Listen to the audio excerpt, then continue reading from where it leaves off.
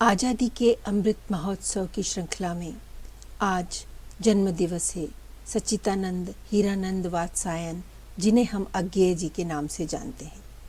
आपका जन्म 7 मार्च 1911 को कुशीनगर में हुआ था। आपको आधुनिक काव्य जगत में प्रयोगवाद के प्रवर्तक और प्रसारक के रूप में जाना जाता है। पढ़ाई के दौरान भगत सिंह और हिंदुस्तान सोशलिस्ट पार्टी के संपर्क में आने के कारण आप पढ़ाई के बीच में ही क्रांतिकारी आंदोलन में शामिल हो गए। फिर 4 साल जेल में भी रहे। कवि, गद्यकार, पत्रकार और संपादक के रूप में आपने हिंदी साहित्य की महत्वपूर्ण सेवा की है। उनकी लिखी सैकड़ों कविताओं में से आज जो मैं आपको सुनाने जा रही हूँ वह है हिरोशिमा पर। और इस कविता को उन्होंने लिखा था जब वे जापान गए थे और उन्होंने एक पत्थर पे मनुष्य की आकृति को देखा था। तो कविता कुछ इस प्रकार है। एक दिन सहसा सूरज निकला, अरे क्षितिज पर नहीं नगर के चौक पर। एक दिन सहसा सूरज निकला, अरे क्षितिज पर नहीं नगर के चौक पर। धूप बरसी पर अंतरिक्ष से नहीं, धूप बरसी पर अंतरिक्ष से नहीं, फटी मिट्टी से। छायाएं मानव जन की दिशाहीन सब और पड़ी। वह सूरज नहीं उगा था वह पूरब में, वह सूरज नहीं उगा था वह पूरब में।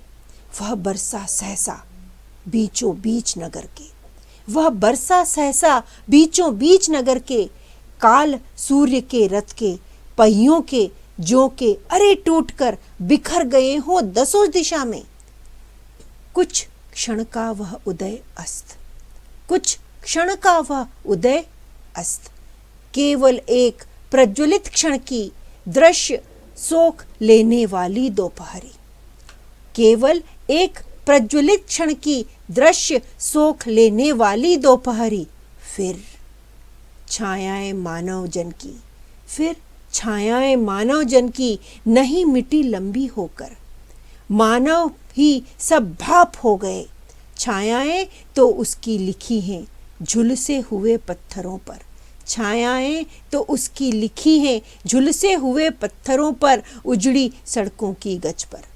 मानव का रचा हुआ सूरज, मानव का रचा हुआ सूरज मानव को भाप बनाकर सोख गया। मानव का रचा हुआ सूरज मानव को भाप बनाकर सोख गया। पत्थर पर लिखी हुई यह जली हुई छाया मानव की है साखी। आज के परिदृश्य में जब हम युद्ध की विभीषिका को देख रहे हैं, तो अगर यह आज हुआ तो जापान में जो हुआ था उससे कई गुना होगा। अज्ञेय की यह कविता हमें इसी और याद दिलाती है। उनको, अज्ञेय जी को, उनकी जन्म दिवस पर शत शत नमन।